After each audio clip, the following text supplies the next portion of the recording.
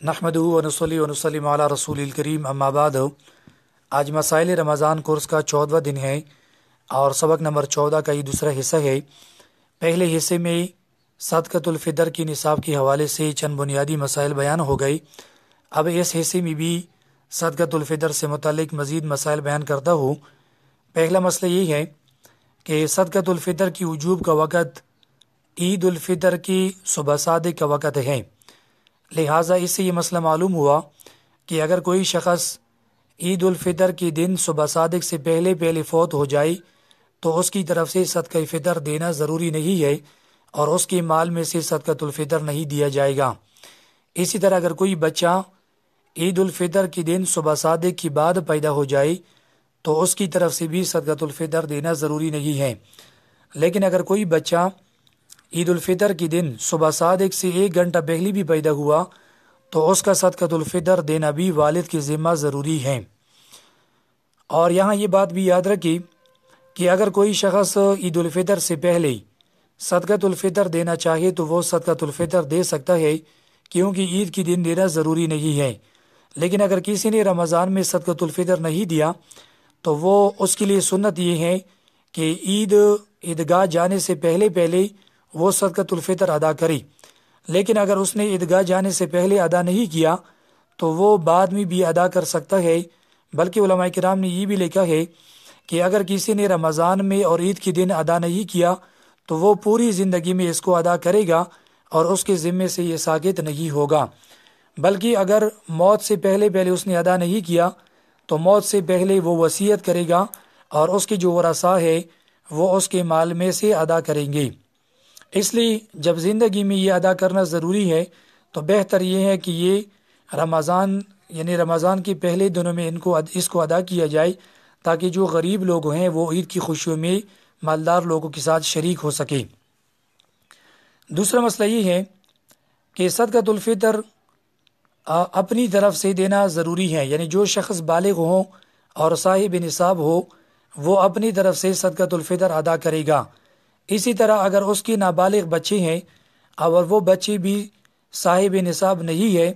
تو ان کی طرف سے بھی والد صدقۃ الفطر ادا کرے گا، لیکن اپنی بیوی کی طرف سے، اپنے والدین کی طرف سے یا اپنے بالغ بچوں اور بچیوں کی طرف سے صدقۃ الفطر ادا کرنا ضروری نہیں ہے،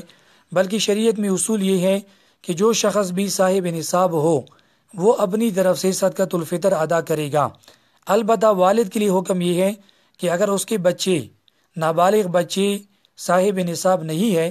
تو پھر ان کی طرف سے یہ والد جو ہے صدقۃ الفطر ادا کرے گا۔ اسی طرح اگر کسی کا کوئی بچہ یا بچی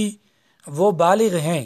لیکن وہ مجنون اور پاگل ہیں اور وہ صاحب نصاب بھی نہیں ہے تو پھر بھی والد جو ہے اپنے مجنون بالغ بیٹے یا بیٹی کی طرف سے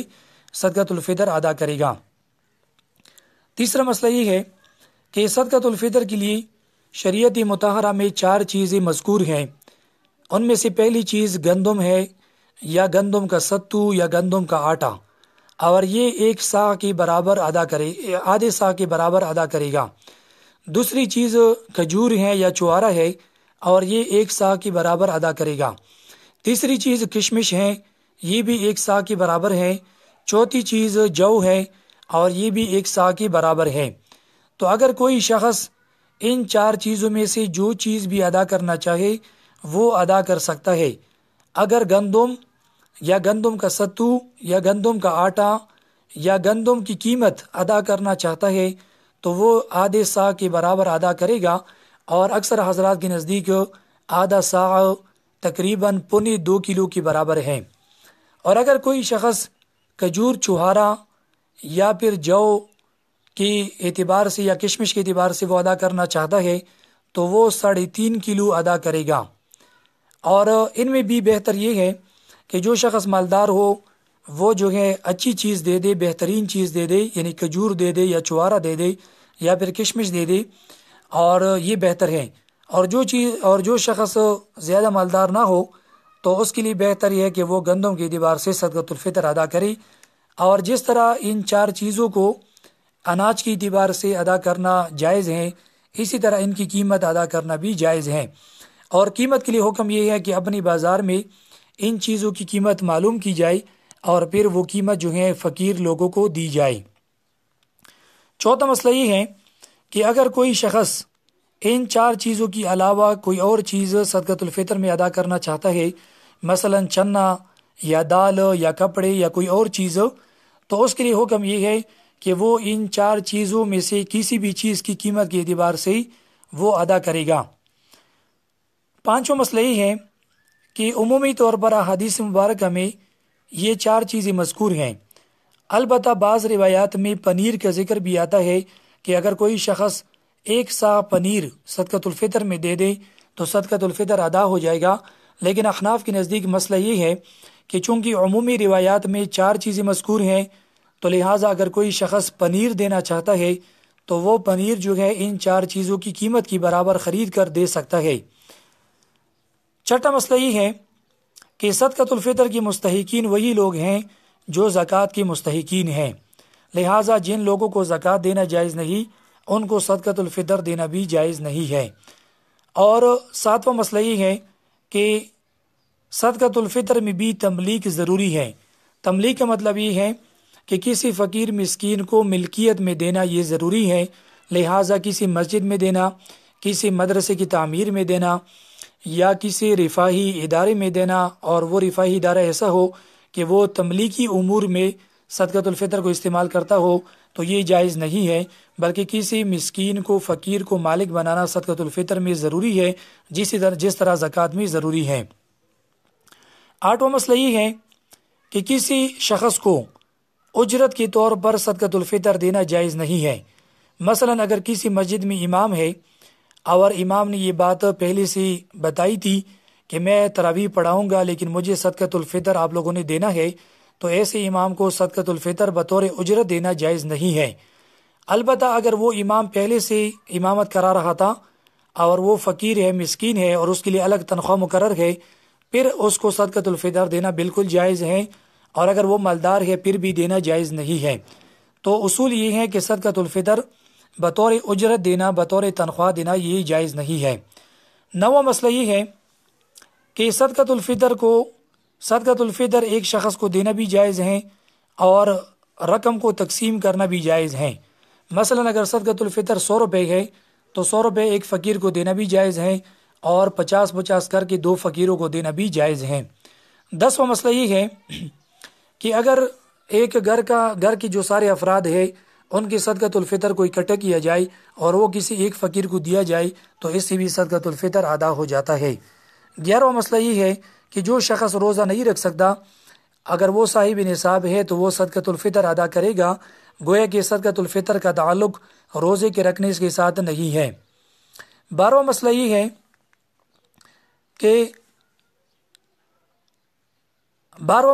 ہے کہ اگر کوئی شخص صدقۃ الفطر دیتا ہے اور اس نے اس بات کی وضاحت نہیں کی کہ یہ صدقۃ الفطر کی رقم ہے تو یہ اس طرح ادا بھی ہو جائے گا، یعنی صدقۃ الفطر دیتے وقت یہ کہنا ضروری نہیں ہے کہ یہ صدقۃ الفطر کی رقم ہے۔ 13واں مسئلہ یہ ہے جو کہ نہایت ضروری ہے آج کل کے دور میں، وہ یہ ہے کہ جو لوگ کسی دوسرے ملک میں رہ رہے ہوں تو وہ اپنے ملک کے اعتبار سے صدقۃ الفطر ادا کریں گے، یعنی اگر وہاں پر وہ گندم کے اعتبار سے یا کھجور اور چوارے کے اعتبار سے یا کشمش کے اعتبار سے وہ صدقۃ الفطر دینا چاہتے ہیں اور یہی چیزیں صدقۃ الفطر میں ادا کرتے ہیں تو پھر تو وہی وزن کا اعتبار ہوگا جو میں نے پہلے بیان کیا۔ لیکن اگر وہ قیمت میں اور کرنسی میں ادا کرنا چاہتے ہیں تو پھر ایسی صورت میں جو شخص جس ملک میں رہ رہا ہو اسی ملک کی قیمت کا اعتبار ہوگا، لہٰذا پاکستان کے جو لوگ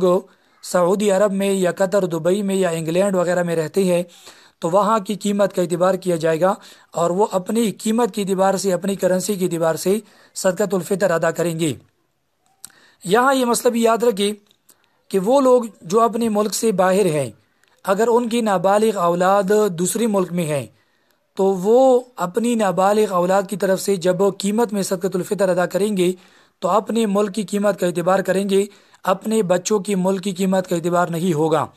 اس کی مثال میں دیتا ہوں، مثلا ایک شخص جو ہے وہ دبئی میں رہتا ہے اور اس کے نابالغ بچے وہ پاکستان میں ہیں، تو جب وہ دبئی میں صدقۃ الفطر ادا کرے گا تو وہاں کی قیمت کا اعتبار کیا جائے گا، اپنی طرف سے بھی وہاں ادا کرے گا اور اپنے چھوٹے بچوں کی طرف سے بھی دبئی کی قیمت کے اعتبار سے صدقۃ الفطر ادا کرے گا۔ البتہ اگر وہ گندم دینا چاہتا ہے یا وہ گندم کا آٹا دینا چاہتا ہے تو پھر چاہے وہ دبئی میں گندم دے دے یا پاکستان میں جو ہے گندم دے دے، تو پھر اس صورت میں قیمت کا اعتبار نہیں ہوگا، بلکہ اس صورت میں وزن کا اعتبار کیا جائے گا اور جہاں بھی وہ ادا کرنا چاہے ادا کر سکتا ہے۔ مسئلہ نمبر 14 یہ ہے کہ مجنون کے اوپر زکوٰۃ لازم نہیں ہے، لیکن اگر مجنون صاحب نصاب ہو تو اس کے اوپر صدقۃ الفطر لازم ہے۔ 15واں مسئلہ یہ ہے کہ اگر کسی کے اوپر صدقۃ الفطر واجب ہوا اور واجب ہونے کے بعد اس نے ادا نہیں کیا تھا اور اس کا مال ہلاک ہوا تو وہ بھی صدقۃ الفطر ادا کرے گا، یعنی مال ہلاک ہونے کی وجہ سے صدقۃ الفطر کا جو وجوب ہے وہ ختم نہیں ہوگا۔ مسئلہ نمبر 16 یہ ہے کہ جس طرح صدقۃ الفطر خود ادا کرنا جائز ہے، اسی طرح صدقۃ الفطر کا کسی کو وکیل بنانا بھی جائز ہے۔ کسی کو کہا جائے کہ میری طرف سے صدقۃ الفطر ادا کری تو وہ صدقۃ الفطر ادا کر سکتا ہے۔ مسئلہ نمبر 17 یہ ہے کہ اگر کسی نابالغ لڑکی کا نکاح ہوا لیکن نکاح کے بعد اس کی رخصتی نہیں ہوئی ہے، تو ایسی صورت میں دیکھا جائے گا کہ اگر وہ لڑکی خود صاحب نصاب ہے تو پھر وہ اپنی طرف سے صدقۃ الفطر ادا کرے گی، لیکن اگر وہ صاحب نصاب نہیں ہے اور وہ اپنے والد کے گھر ہیں تو ایسی صورت میں والد جو ہے اس کی طرف سے صدقۃ الفطر ادا کرے گا۔ اور دوسری صورت یہ ہے کہ اگر اس کی رخصتی بھی ہو چکی ہے، یعنی وہ نابالغ تھی، اس کا نکاح ہوا، نکاح کے بعد رخصتی بھی ہو چکی ہے، تو اس میں دو صورتیں ہیں۔ پہلی صورت یہ ہے کہ اگر وہ شوہر کی خدمت یا دلجوئی کر سکتی ہے تو ایسی صورت میں اس کا صدقۃ الفطر کسی کے ذمہ بھی لازم نہیں ہے، نہ اس کے اوپر، نہ اس کی شوہر کے اوپر، نہ اس کی والد کے اوپر، بشرط یہ کہ وہ صاحب نصاب نہ ہو، یعنی وہ لڑکی صاحب نصاب نہ ہو۔ اگر صاحب نصاب ہو تو پھر تو وہ اپنی طرف سے ادا کرے گی۔ اگر وہ صاحب نصاب نہیں ہے اور اس کی رخصتی بھی ہوئی ہے تو پھر اگر وہ شوہر کی خدمت کر سکتی ہے یا شوہر کے لیے دلجوئی وہ کر سکتی ہے تو ایسی صورت میں اس کا صدقۃ الفطر کسی کے اوپر بھی لازم نہیں ہے۔ اور اگر وہ شوہر کی خدمت اور دلجوئی نہیں کر سکتی اور اس کی رخصتی بھی ہو چکی ہے تو پھر اس کا صدقۃ الفطر والد کے ذمہ ہے۔ تو اس مسئلے کا خلاصہ یہ ہے کہ لڑکی اگر نابالغ ہے اور اس کا نکاح ہو چکا ہے تو چاہے وہ والد کی گھر ہو یا پھر شوہر کی گھر ہو، اگر صاحب نصاب ہے تو پھر تو وہ اپنی طرف سے صدقۃ الفطر ادا کرے گی، لیکن اگر وہ صاحب نصاب نہیں ہے تو پھر اگر وہ والد کی گھر ہے تو والد اس کی طرف سے صدقۃ الفطر ادا کرے گا، اور اگر وہ شوہر کی گھر ہے تو پھر دیکھا جائے گا کہ وہ شوہر کی خدمت اور دلجوئی کر سکتی ہے یا نہیں۔ اگر نہیں کر سکتی تو پھر اس کا صدقۃ الفطر پھر والد کے ذمہ ہے، اگر وہ کر سکتی ہے تو پھر اس کا صدقۃ الفطر کسی کے ذمہ بھی نہیں ہے۔ یہ صدقۃ الفطر کے حوالے سے تقریباً بنیادی مسائل تھے جو یہاں بیان ہو گئے۔ یہ میرے خیال میں مسائل رمضان کورس میں یہ مسائل کافی ہے۔ آگے انشاءاللہ ارادہ ہے کہ اعتکاف کے حوالے سے جو مسائل ہے ان کے لیے انشاءاللہ علیحدہ کورس کا انعقاد کیا جائے گا، اور وہ انشاءاللہ 20 رمضان کی قریب اعلان کیا جائے گا، اور اس میں انشاءاللہ ساتھی جو ہیں بڑھ چڑھ کر حصہ لے۔ وآخر دعوانا الحمدللہ رب العالمین۔ اللہ تعالیٰ سے دعا ہے کہ اللہ تبارک و تعالی ہمارے اس کورس کو اپنے دربار عالیہ میں قبول فرمائی اور ہمارے صغیرہ کبیرہ اور ظاہری اور باطنی گناہوں کو معاف فرمائی۔ جہاں بھی ہمارے مسلمان بھائی کسی مشکل میں ہے اللہ تبارک و تعالی ان کی مشکلات کو دور فرمائی۔ اللہ تبارک و تعالی ہمارے مساجد، مدارس اور مراکز کی حفاظت فرمائی، اور اللہ تبارک و تعالی کافروں کو ہدایت دے، اور اگر ان کی مقدر میں ہدایت نہ ہو تو اللہ تبارک و تعالی ان کو نیست و نابود کر لے۔ مسلمانوں کے خلاف جتنی منصوبے بھی کافر بناتے ہیں اللہ تبارک و تعالی ان منصوبوں کو خاک میں ملائے اور مسلمانوں کو ان کی منصوبوں سے حفظ و امان میں رکھی، اور اللہ تبارک و تعالی ہمارے مجاہدین کو جہاں بھی وہ جہاد کرتے رہتے ہیں ان کو فتح اور غلبہ دے دے اور ان کا حامی اور ناصر ہو۔ اسی طرح ہمارے جو مسلمان بھائی بے گناہ قید ہے جیلوں میں، اللہ تبارک و تعالی ان کی رہائی کے اسباب مہیا فرمائی۔ جتنے مسلمان بھائی بیمار ہیں اللہ تبارک و تعالی ان کو صحت کاملہ عاجلہ دے دے، اور جتنے ہمارے مسلمان بھائی پہلے جا چکے ہیں اللہ تبارک و تعالی ان کی قبروں کو منور و معطر فرمائی، اور اگر وہ کسی تکلیف میں ہے تو اللہ تبارک و تعالی ان کی تکلیف کو دور فرمائی۔ یہ کورس جو ہم نے کیا اللہ تبارک و تعالی اس کا ثواب حضرت آدم علیہ السلام سے لے کر تا قیامت جتنی بھی مسلمان دنیا میں آئیں گے، اللہ تبارک و تعالیٰ ان کو اس کا ثواب دے دے، اور اللہ تبارک و تعالیٰ ان کے صدقے ہماری اس کورس کو شرف قبولیت دے دے۔ وآخر دعوانا الحمد للہ رب العالمین۔